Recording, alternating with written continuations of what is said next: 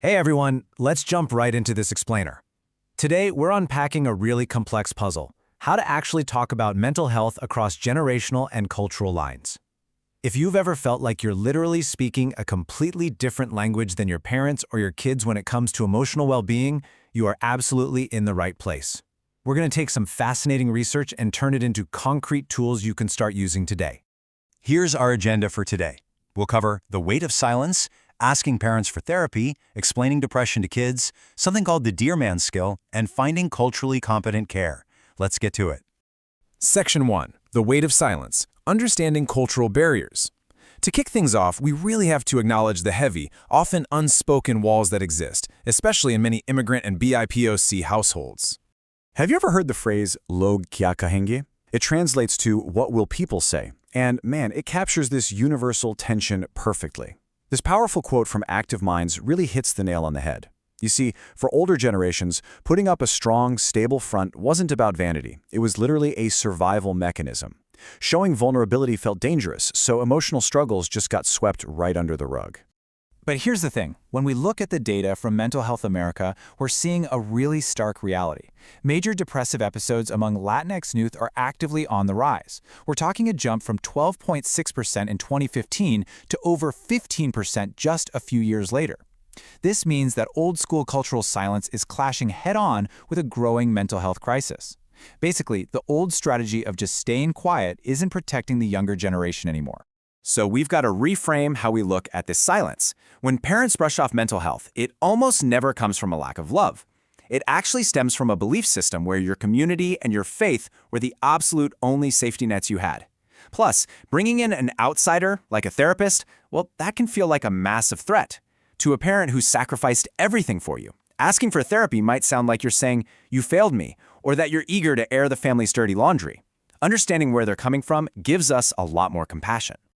Moving on to Section 2, asking parents for therapy, navigating the conversation as a teen or young adult. Let's look at how we can put this into action. How do young people actually ask for professional help when their environment kind of stigmatizes it?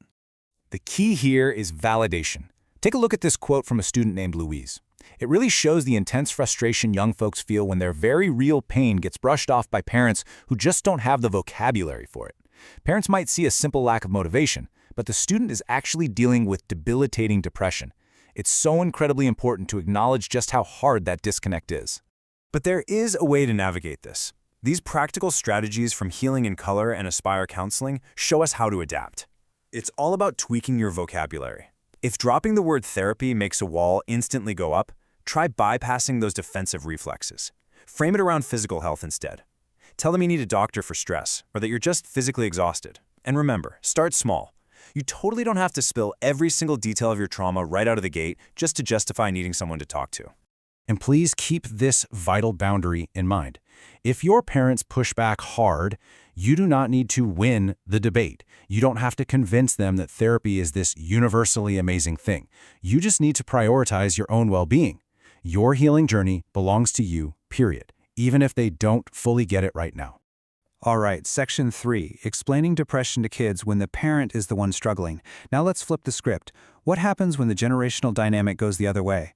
How do we talk to younger kids when it's the parent or caregiver battling depression?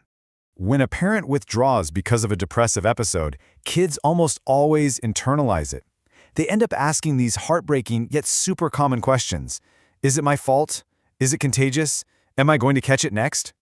To handle this, the Center for Addiction and Mental Health strongly recommends giving kids the direct, reassuring truth. You absolutely have to separate the parent's behavior from the kid's self-worth. A great trick is comparing it to a physical illness, like asthma. Doing that removes the stigma and all the scary mystery. It essentially tells the child, hey, my parent's brain is just a bit sick right now, but they still love me very much. You also want to instill a sense of hope.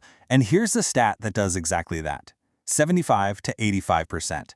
That's the percentage of adults treated for depression who successfully get better. Sharing that number with kids gives them a very real, tangible light at the end of the tunnel. Next up, Section 4, the Dear Man skill, a universal bridge for healthy communication. We've talked about the emotional walls on both sides, so now let's give you a concrete tool from dialectical behavior therapy, or DBT. Think of this as your bridge over those generational gaps. If we want to get what we need without causing a massive family rift, we've got to practice assertive communication. This is the sweet spot right in the middle. It keeps you out of passive silence, where you just swallow your feelings until you explode, and it keeps you away from aggressive control. It's all about mutual respect. And the secret weapon here is the Dear Man technique. The first half, DEAR, is all about your prep work before the tough conversation even begins. D is for describe. Just lay out the objective facts without blaming anyone. E is for express. Share how you feel about those facts. A is for assert. State exactly what you need, clearly and directly. And R is for reinforce. Explain why this matters and how it'll positively impact your relationship. Then we have the second half, MAN. This is all about how you physically and mentally hold your ground during the actual chat. M means stay mindful of your goal. If they try to deflect, just act like a broken record and gently bring it back. A is appear confident, stand tall, use a steady voice. And N is negotiate. Be willing to compromise on the little things, as long as you don't abandon your core boundary. This comparison really says it all.